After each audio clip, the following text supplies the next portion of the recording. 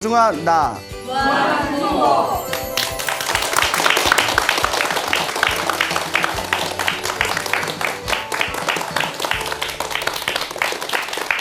예, 만나서 반갑습니다. 예, 광우 스님이라고 합니다. 저 멀리서 누가 또 편지를 보내오셔서 제가 편지를 읽어드릴 테니까 한번 잘 경청해 보시기 바랍니다. 인생의 소중한 변화를 이끌어주신 광우 스님께 불교에 대해 무지하고 어떻게 수행해야 하는지 조금도 몰랐던 제가 광우 스님의 소나무 법문을 들으며 제 인생의 가장 큰 변화를 만들었던 1년을 보냈습니다. 작년 2월에 108배를 시작해서 1년 넘게 매일 하고 있고 신묘장구 대다라니 21독 수행도 올 4월이면 1년이 됩니다. 올해 1월부터는 능엄주를 하루에 3번 독송을 추가해서 같이 병행하고 있습니다. 밤늦게 퇴근하는 저에게 쉬운 일은 아니었지만 매일 기도를 하며 많은 것들을 느꼈습니다. 108배를 하던 초기에는 눈물이 많이 났습니다. 잊고 있었던 어릴 때의 잘못들도 떠올랐고요.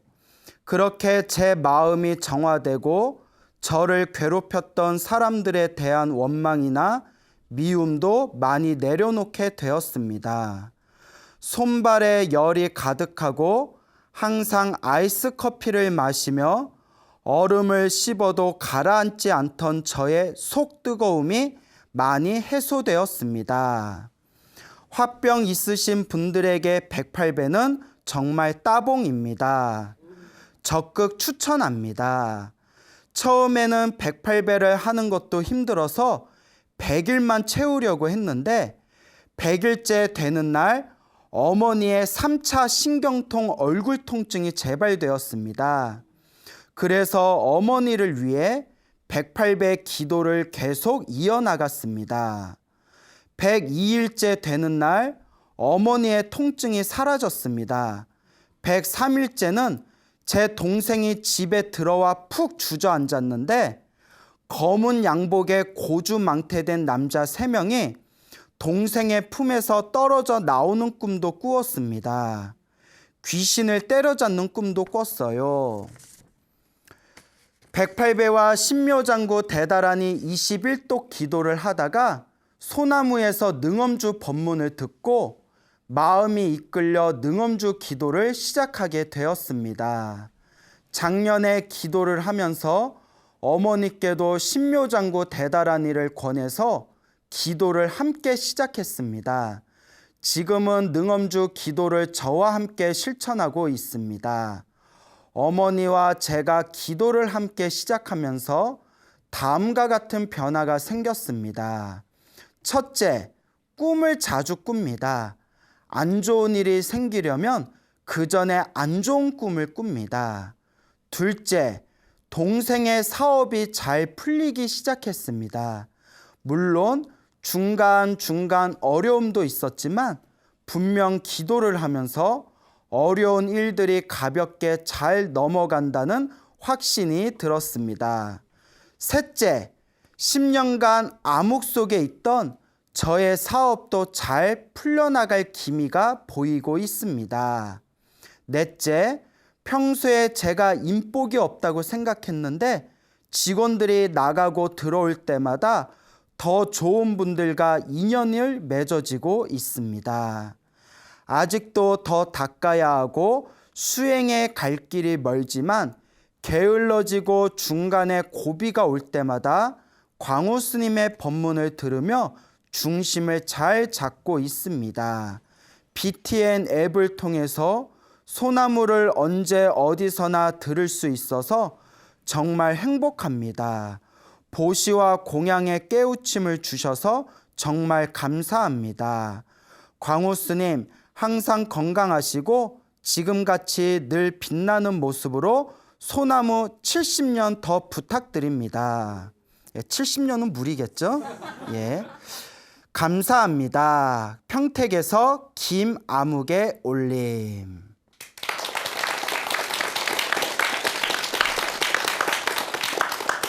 자, 편지 내용 다 잘 들어보셨죠? 네. 예, 그래서 매일매일 108배를 해서 굉장히 큰 효과를 보셨고, 그리고 매일 신묘장구 다란이라고 혹시 아십니까? 모르시는군요. 그 불교에서 보는 천수경이라는 경전이 있어요. 천수경 안에 신묘장구 대다란이라고 있습니다. 그래서 편지에서 신묘장구 대다란이를 매일매일 21독을 하고, 그리고 매일매일 108배를 하고, 또 소나무에서 능엄주 법문을 했는데 그 능엄주 법문을 들으시고 또 어머니와 함께 능엄주를 함께 독송하였다. 그리고 굉장히 큰 가피를 얻었다라는 내용이 되겠습니다. 그래서 제가 저희 불자 여러분들에게 항상 강조하는 게 있습니다. 항상 우리가 살아가면서 힘들거나 괴롭거나 답답할 때마다 스스로 한탄하지 말고 팔자 타령하지 말고 남 원망하지 말고 무엇을 많이 해라? 예, 기도를 많이 해라 라고 항상 당부의 말씀을 드렸죠. 그래서 우리 불자님들께서도 소나무를 통해서 그냥 재미난 옛날 이야기 하나 보구나 라고 가볍게 생각하지 마시고 반드시 스스로 기도하고 수행하고 복을 받는 그런 진정한 불자의 길을 걸으셨으면 하는 바람입니다. 자, 그래서 이와 같이 평택에서 좋은 내용이 담긴 편지를 보내주신 우리 불자님께 너무나 다시 한번 감사의 말씀을 드립니다. 그 얼마 전에 저보다 한참 어른이 되시는 선배 스님께 제가 재미난 이야기를 들었습니다. 이 어른 스님께서 젊었을 적부터 그 불상을 조성하는 일을 맡으셨대요. 불상 다 아시죠? 그래서 부처님과 보살님의 그 모습을 이렇게 조성하는 그런 활동을 하고 계셨는데 꽤 오래전의 일이라고 합니다. 오래전에 그 어느 어른 스님께서 한창 이렇게 종단의 어른 스님께서 저의 선배 스님에게 그 관세음 보살님은 다 아시죠? 네. 그 관세음 보살님을 큰 높이로 해가지고 관세음 보살님의 불상을 조성해 달라고 부탁을 받으셨대요. 그래서 이제 굉장히 높은 그런 높이가 이제 큰 관세음 보살님을 이제 조성을 하게 되었는데 어디 지방에 있는 그 조그만 빌딩의 넓은 옥상에서 불상을 조성하게 되었다고 합니다. 그래서 이제 불상을 조성하실 때 이제 이 스님께서는 항상 불상을 조성하면서 매일매일 기도를 올린대요.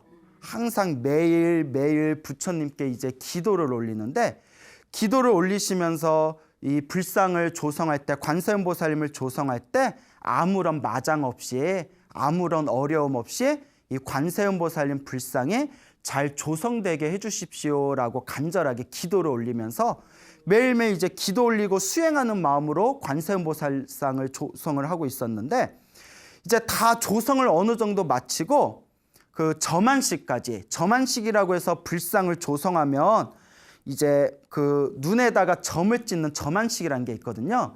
그러니까 이제 생명을 불어넣어 주는 거예요. 생명을 불어넣어 주는 이제 점안식이라는 그런 큰 의식과 의례가 있는데 점안식까지 이제 일주일을 남겨놨다고 합니다. 그 점안식까지 불상을 다 만들어 놓고 사찰에다가 이제 그 불상을 옮겨서 점안식을 이제 올려야 되는 거죠. 그래서 이제 일주일을 딱 남겨놓고 있을 때 그걸 시간 안에 관세음보살상을 조성하다 보니까 매일매일 수면이 좀 부족하셨대요. 항상 이제 그 돌로 깎는 거다 보니까 피곤하시고 졸리시고 이제 몸에 많이 이제 무리가 오신 상태에서 그날도 한결같이 이제 관세음보살님 앞에서 저렇게 기도를 올렸다고 합니다. 이 관세음보살상이 잘 이제 조성이 되게 해주십시오라고 간절하고 정성스럽게 기도를 올리고 난 뒤에 깜빡 졸음이 오셨대요. 그래서 이제 자기도 모르게 이렇게 살짝 꾸벅꾸벅 졸았는데 너무 피곤하다 보니까요. 살짝 이제 졸음이 와서 꾸벅꾸벅 이제 졸고 계실 때 비몽사몽에 어느 비구니 스님이 이렇게 나타나셨대요. 그래서 비구니 스님이 하얀 광목 아시죠? 하얀 광목천을 관세음보살님 불상에다가 이렇게 이제 묶은 뒤에 관세음보살님 불상을 광목천에 하얀 광목천에 묶어서 그걸 계속 당기시더랍니다. 그걸 계속 이렇게 당기시더래요. 그래서 계속 이렇게 당기다 보니까 이 스님이 이제 놀래가지고 꿈속에서 그 비구니 스님한테 스님 지금 뭐 하고 있는 겁니까? 왜 관세음보살님 불상에다가 상에다가 하얀 끈을 묶어가지고 왜 그렇게 당기는 겁니까? 라고 여쭤보니까 비구니 스님이 하시는 말씀이 내가 지나가다가 요 관세음보살상이 이렇게 기울어진 것 같아서 너무 안타까워가지고 내가 천을 당기고 있는 거다. 지나가다 안타까워서 내가 바로 잡으려고 천을 당기는 것이다 라고 말씀을 하시더래요. 그래서 그럴 리가 없는데 하면서 잠에서 딱 깨셨답니다. 너무나 생생한 꿈에 이거 좀 희한하다 싶어가지고 이렇게 관세음보살상을 이렇게 살펴봤대요. 근데 아무리 자기가 봐도 어떻다? 괜찮더래요. 똑바르더래요. 그래서 이상하다. 근데 그 꿈이 자꾸 가슴에 걸리는 거예요. 너무 생생한 꿈을 꿨잖아요. 꿈속에서 비구니 스님이 광목천을 묶어가지고 계속 이렇게 땡기는, 기울어져서 안타까워서 내가 지나가다 땡긴다. 이상하다 싶어가지고 그 옥상에, 그 빌딩 옥상에서 조성하고 있었다고 했잖아요. 그래서 다른 빌딩으로 가서 반대쪽 다른 빌딩에서 다른 각도로 쳐다봤답니다. 아니나 다를까 불상이 어떻더라? 살짝 기울어져 있더래요. 순간 스님이 깜짝 놀라가지고 가슴을 치면서 내가 이걸 왜 놓쳤을까?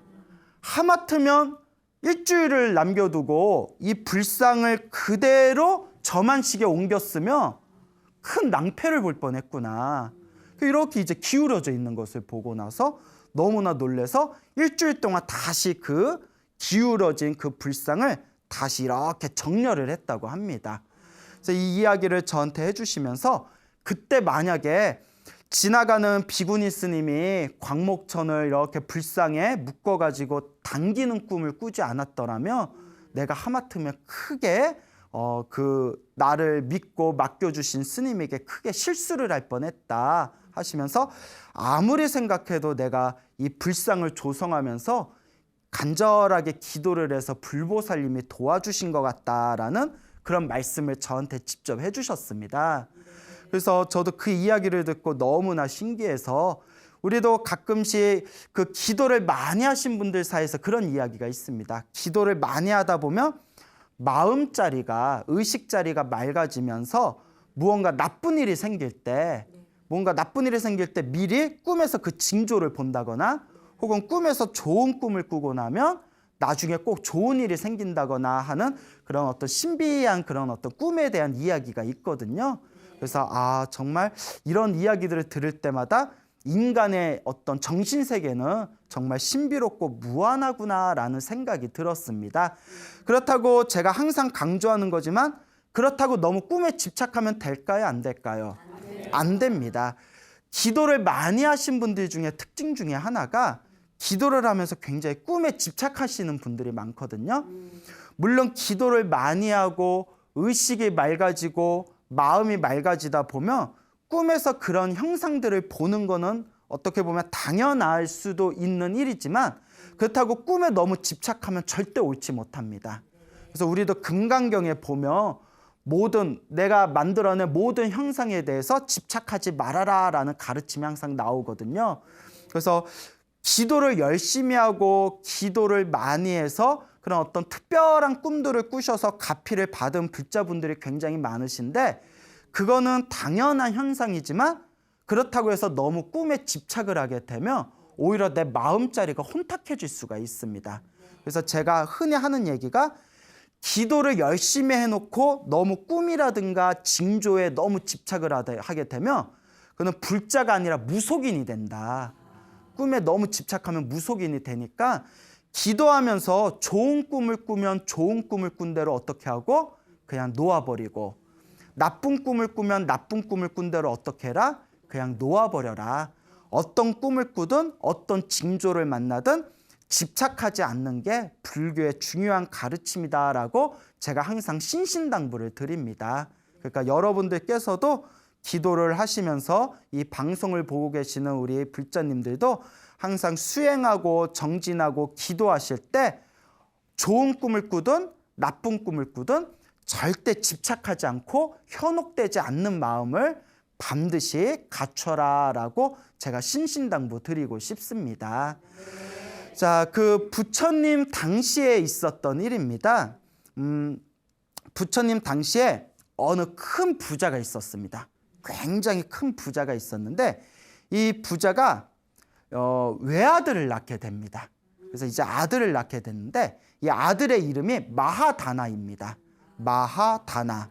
그래서 큰 부잣집에 이제 외동 아들로 태어나게 되었는데 부모님이 이제 고민을 합니다. 이 아이에게 무엇을 가르쳐 줄까? 이 아이에게 어떤 기술을 가르쳐 줘야 잘 먹고 잘 살 것인가?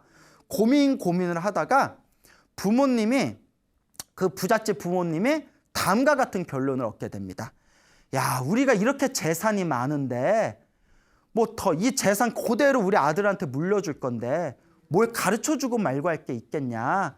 우리가 사랑하는 아들을 위해서 할 수 있는 거라곤 우리 아들이 편하게 놀고 먹게 하는 거 말고는 우리가 가르쳐줄 게 없다라고 생각을 하면서 아들에게 이제 그 노래하고 악기 다루는 법을 가르쳐줍니다. 그러니까 우리로 치면 풍류를 가르치는 거죠. 어차피 워낙 부자다 보니까 뭐 공부시킬 필요도 없고 기술 배울 필요도 없는 거예요. 그냥 뭐만 배우면 된다? 그러니까 놀고 먹고 노래하고 연주하고 악기를 하는 것을 이제 가르쳐주게 돼요. 근데 그맘때 또 그 옆에 있는 큰 부잣집에서도 딸을 낳게 됩니다. 큰 부잣집에서도 딸을 낳는데 그 부잣집의 부모님도 고민을 합니다. 우리 딸에게 무엇을 가르쳐줘야 우리 딸이 잘 자랄 것인가. 그런데 결론이 우리 집이 이렇게 잘 먹고 잘 사는데 뭘 가르칠 게 있겠냐. 그냥 노래하고 춤추는 거나 가르쳐주자. 그리고 노래하고 춤추는 것만 가르쳐줬다고 합니다. 그래서 큰 부잣집의 아들이었던 마하다나와 그 옆에서 살던 큰 부잣집의 이제 딸이 나중에 나이가 차서 서로 결혼을 하게 됩니다. 그러니까 부잣집의 유산 상속자끼리 결혼을 했으니까 돈이 어마무시하게 많아지겠죠. 그리고 이제 그 두 집안의 부모님이 세상을 떠나게 됩니다. 그리고 이제 그 아들과 딸이 결혼을 해서 그 엄청난 재산을 가지고 이제 이 세상을 살아가게 되는데 이렇게 부자로 태어나는 것도 자기 복입니다. 세상을 살아가다 보면 경전에도 그런 내용이 나옵니다. 어떤 사람은 아무리 노력해도 돈이 모이지 않는 사람이 있고 어떤 사람은 그냥 펑펑 놀고 아무것도 안 하고 그냥 놀고 먹고 마시면서 살아가는데도 항상 돈을 써도 줄어들지 않는 사람이 있답니다. 자, 그런 건 또 다 자기가 전생에 지은 복이라고 합니다. 결국 이 세상은 자기가 지은 복대로 살아가는 겁니다. 여러분들이 살아가면서 박복하고 돈이 없고 사업이 안 되고 장사가 안 되고 돈이 모이지 않는다면 그만큼 전생에 복을 짓지 않았기 때문이랍니다. 또 어떤 사람은 오만 못된 짓을 하면서도 돈이 술술 들어오는 사람은 이번 생에 상관없이 이번 생에 나쁘게 사는 거하고 상관없이 언제 많이 복을 지었기 때문에 전생에 지어놓은 복이 많기 때문에 이번 생에 그렇게 술술 돈이 들어오는 거라고 합니다. 물론 돈이 술술 들어온다고 해서 이번 생에 나쁜 짓을 하고 교만하게 오만하게 살아가면 또 그 업을 언제 받게 될까요? 다음 생에도 또 받게 되는 거죠. 결국 이번 생에 받건 다음 생에 받건 자기가 지은 업은 자기가 받을 수밖에 없다는 이 인과 업보가 불교의 가장 중요한 기초 논리 중에 하나입니다. 자, 그래서 이렇게 전생에 복을 많이 지었는지 이 부부가 부모님이 주신 유산을 상속해서 아주 큰 부자로서 살아가게 되는데 항상 똥이 있으면 파리가 모인다는 얘기가 있습니다. 그렇죠? 똥이 있으면 파리가 모인다는 유명한 얘기가 있는데 그래서 전문 용어로 똥파리라고 하죠. 그래서 이 파리가 똥이 있으면 파리가 모이듯이 돈이 많으면 탐욕스러운 사람들이 모이게 됩니다. 그리고 돈이 있으면 사기꾼들이 항상 넘보게 되죠. 거기에 있는 건달들, 사기꾼들이 서로 자기네들끼리 모의를 합니다. 야, 마하다나는 엄청나게 재산이 많다. 근데 마하다나를 보면 세상 물정을 하나도 모른다. 그러니 우리가 저희를 사기를 쳐가지고 저 사람의 재산을 우리가 조금 빼돌리자. 우리가 저 사람을 잘 삶아 구워 먹어가지고 저희의 저 많은 재산을 우리가 쏙쏙 빼어 먹자라고 이제 사기꾼들이 서로 모의를 하게 됩니다. 저도 이제 영화에서 본 내용인데 사기꾼들이 서로 사기를 치려고 모의를 하는 걸 전문 용어로 설계라고 한다고 합니다. 설계. 그렇죠. 영화에 나오죠. 설계라고 하고요. 그리고 그 설계에서 유혹하는 입장에 있는 사람을 이제 마담을 이제 장미라고 부른다고 하고요. 하여튼 뭐 그런 게 이제 다 있답니다. 그래서 이제 마하다나를 꼬들기기 위해서 이 사기꾼들이 마하다나가 평소에 지나가는 길에 큰 술판을 벌입니다. 술판을 벌이고 막 이제 술을 마셔요. 그 마하다나가 이제 하인과 함께 지나가다가 저기서 사람들이 흥겹게 술을 마시면서 얼굴을 빨개지면서 놀고 먹고 마시는 걸 보고 이렇게 지나가는데 그 술을 마시고 있던 사기꾼들이 마하다나에게 막 인사를 합니다. 도련님 하고 인사를 하면서 아유 도련님이 우리 조금만 도와주신다면 우리 매일 이렇게 먹고 마시고 즐기면서 살 수 있는데 이러는 겁니다. 그 마하다나가 이제 호기심이 일어서 딱 쳐다보면서 그대들이 지금 마시고 있는 게 무엇이냐. 그러니까 술입니다. 이 도시에서 구하기 어려운 아주 최고급의 술입니다. 라고 이야기를 합니다. 그래서 그러면 나도 한번 마셔보자 해가지고 그 술을 딱 들이키는 순간 온몸에 그냥 찌릿찌릿하면서 엄청나게 이제 기분이 좋아지는 거예요. 기분이 엄청나게 좋아집니다. 술 먹고 기분이 싹 좋아지니까 이걸 전문 용어로 뭐 뿅 같다 뭐 이러죠. 뭐 뽕 같다?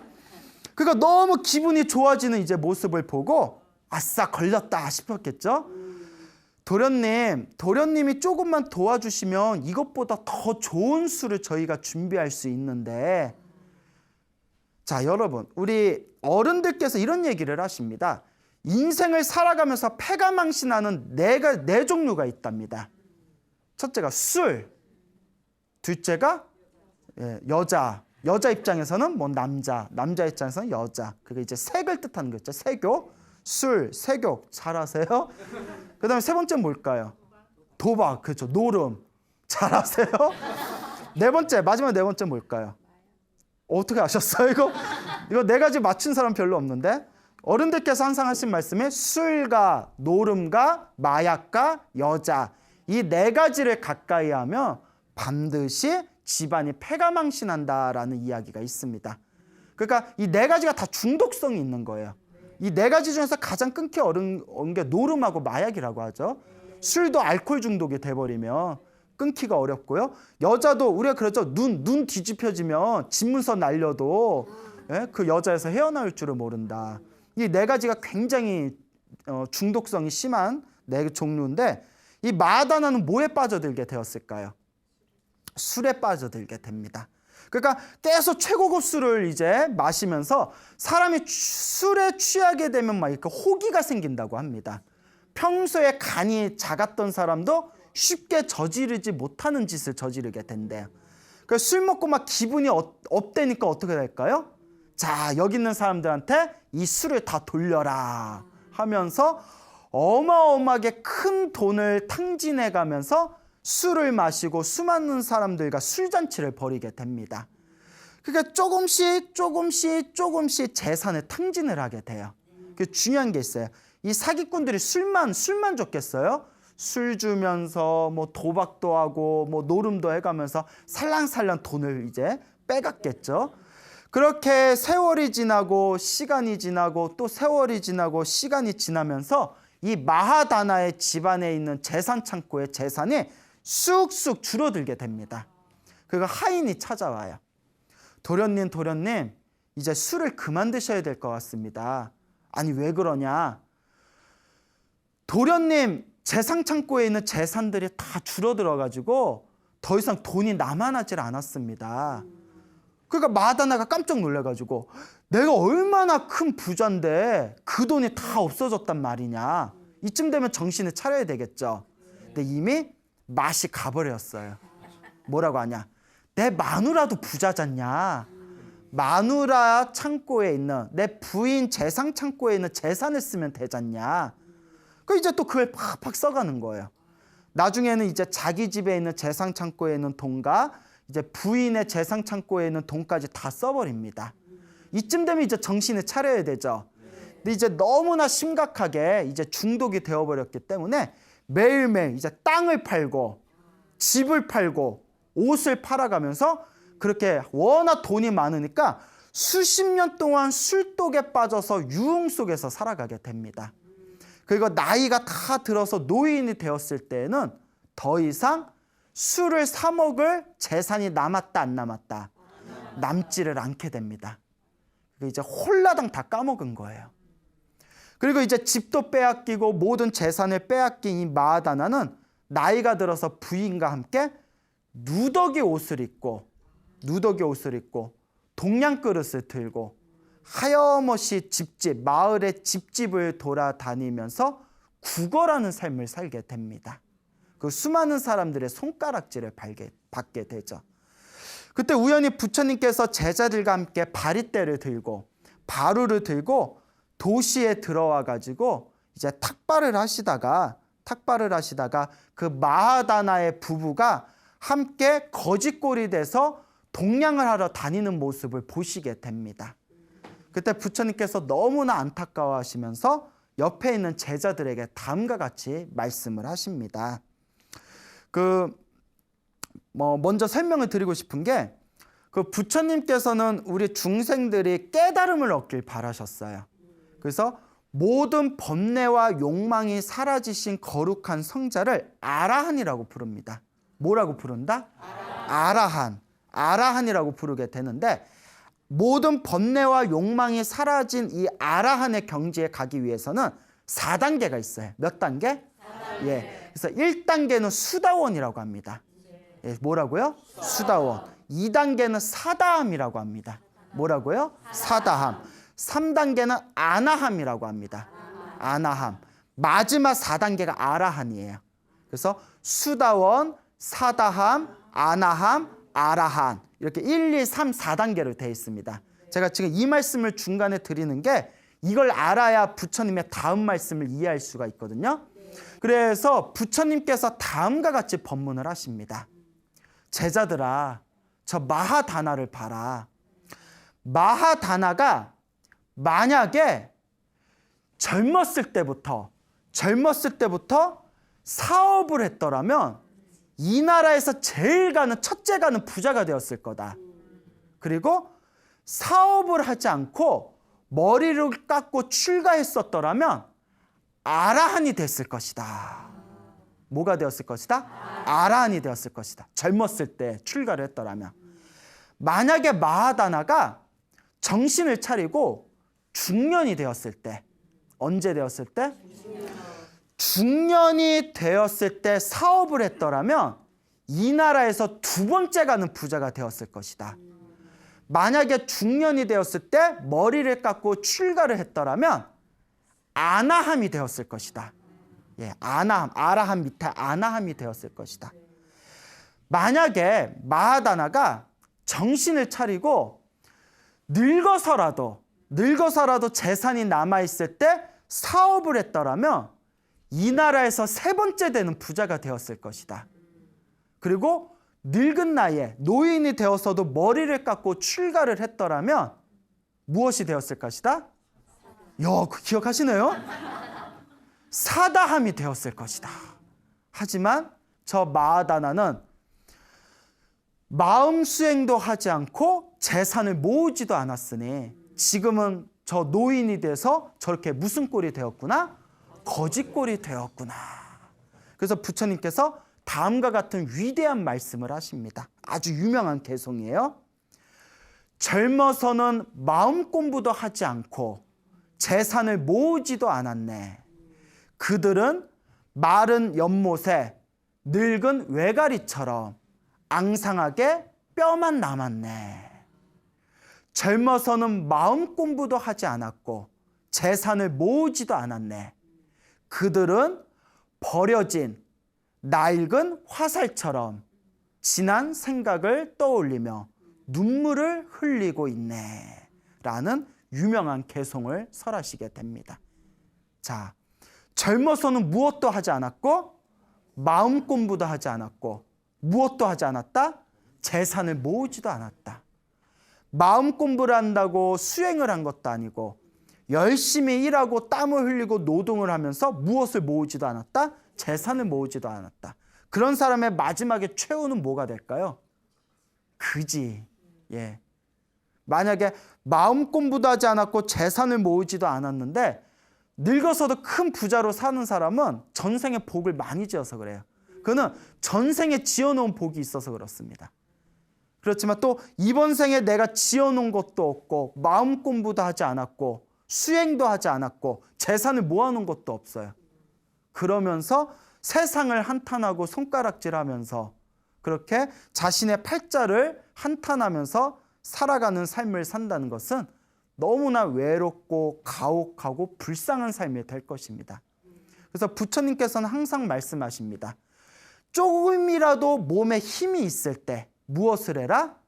마음 공부를 해라. 그리고 마음 공부를 하고 세속에 있을 때는 또한 무엇을 열심히 모아라?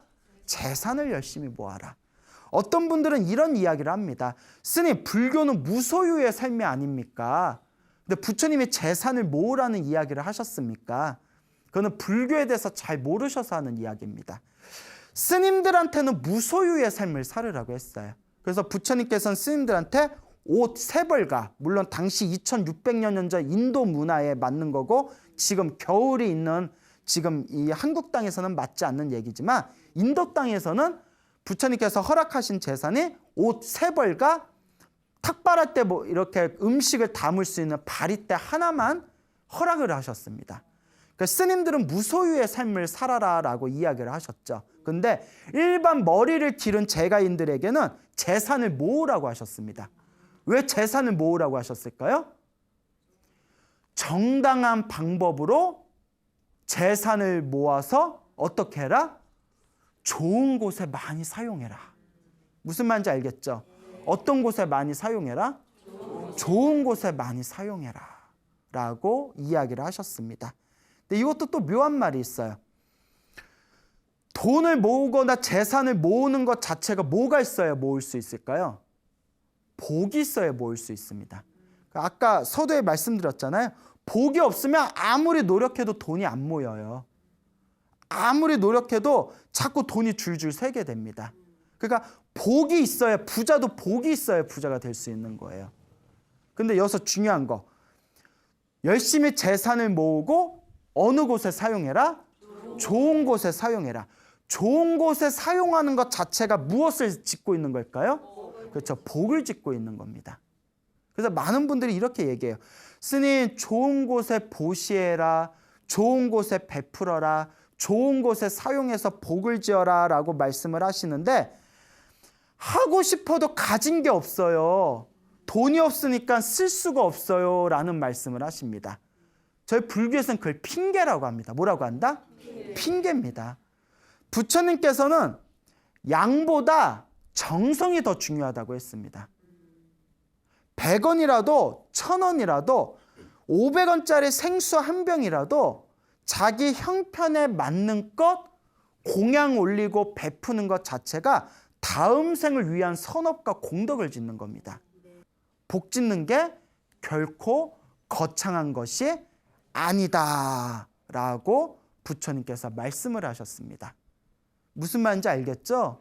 그러니까 내가 조금 더 준비하고 조금 더 기회가 있을 때 조금 더 내가 돈을 번 뒤에 조금 더 내 형편이 편 뒤에 복을 짓겠다라는 마음 자체가 어리석은 중생의 마음입니다. 여러분들이 지금 1000원을 보시하든 100원을 보시하든 자기 형편껏 조금이라도 좋은 곳에 사용하려는 그 마음이 바로 복을 지을 수 있는 가장 최고의 기회라는 것을 꼭 명심하시길 바랍니다. 알겠죠? 자, 저거 이제 친하게 지내는 어느 스님의 이야기를 마지막으로 들려드리고자 합니다. 저거 굉장히 친하게 지내는 스님이 직접 해주신 얘기인데 아마 이야기를 들으면 여러분도 남 같지가 않을 거예요. 이 스님이 출가하기 전에도 좀 가난하게 사셨대요. 근데 머리를 깎고 출가를 했는데도 굉장히 이제 또 가난한 삶을 사시게 됩니다. 그래서 다른 스님들은 이제 출가를 하고 대학교나 대학원에 들어가서 공부할 때 굉장히 풍요롭게 형편이 이제 넉넉하게 공부하시는 스님이 있는가 하면, 지금 얘기한 제 친한 스님은, 이 도반 스님은 대학교 대학원에서 불교 공부를 하면서도 엄청 힘들고 쪼달리게 살았대요. 엄청 그냥 전생에 복을 많이 안 지었나 봐요. 그러다가 이 스님이 있는 돈 없는 돈 조금씩, 왜냐하면 스님들도 나중에 뭐 병이 생기면 병원비라도 있어야 되고 당신 노후 자금이라도 좀 있어야 될 거 아니에요? 10년 동안 있는 돈 없는 돈 조금씩 해서 거의 한 20년 다 됐을 때, 한 10년 넘어갔을 때 1,000만 원이 좀 넘는 돈을 모았대요. 먹고 싶은 거 입고 싶은 거 아껴가면서 힘들게 10년 동안 1,000만 원 겨우 모았으면 많이 모은 거 아니잖아요. 옛날. 그래서 겨우겨우 10년 동안 1,000만 원을 좀 넘게 모았는데, 당신의 신도 딸이 은행에서 근무했대요. 당신의 신도 딸이, 신도의 따님 되는 분이 은행에 근무했는데, 그 신도가 자기 딸을 이렇게 소개를 해줘서 스님하고 이렇게 상담을 하다가 펀드라고 아시죠? 펀드를 추천받았대요. 스님 이거 상품이 엄청 좋은 겁니다. 적금만 들지 말고 이거 한번 해보세요. 그래서 펀드를 했는데 이자가 따박따박 들어오는데 엄청 많이 들어오더래요. 스님이 세상에 이렇게 돈을 쉽게 버는 방법이 있구나. 세상에 이렇게 돈을 쉽게 버는 방법이 있었는데 내가 멍청해서 몰랐구나. 그리고 이자가 따박따박 들어오더래요. 큰 이자가.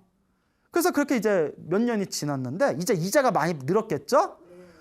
몇 년 전에 모기지론 붕괴 사건이 있었다면서 아시죠? 모기지론 붕괴 사건이 터지면서 펀드가, 당신이 가입했던 펀드가 허공에서 분쇄가 됐대요.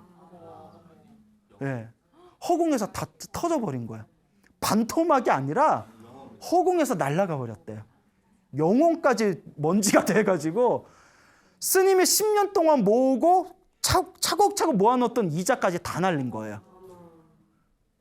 10년 동안 모았던 돈이 다 날린 거예요. 그렇게 가난하게 살면서 당신 병원비 하려고 모아뒀던 돈을 다 날린 겁니다. 스님이 이제 멍해가지고 이런 생각이 들더랍니다. 역시 스님은 스님이에요. 누구 원망하는 마음도 없이. 그렇잖아요. 누구 원망할 것도 없잖아요. 자기가 펀드하다가 자기가 날렸는데.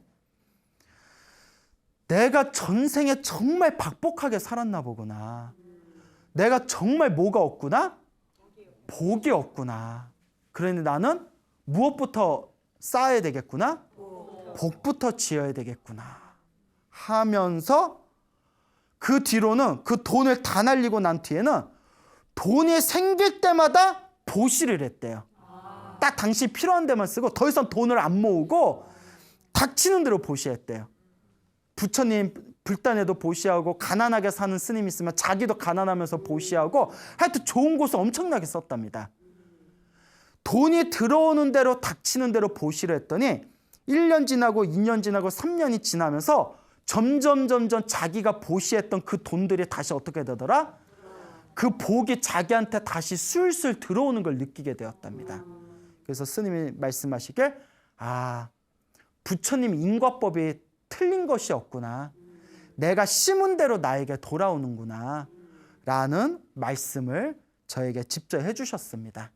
그러니까 여러분들도 살아가면서 일이 잘 안 풀리고 힘들고 괴롭고 답답할 때 누구 복이 없구나?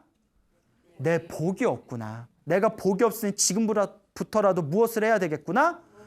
조금씩이라도 형편없고 나는 가진 게 없다고 내 팔자에 무슨 보시를 하고 복을 하겠어 라고 생각하지 마시고, 내 형편에 닿는 대로 100원이면 100원, 1000원이면 1000원이라도 기회가 있을 때마다 복 짓는 마음으로 꾸준하게 복을 지어 나가시기 바랍니다.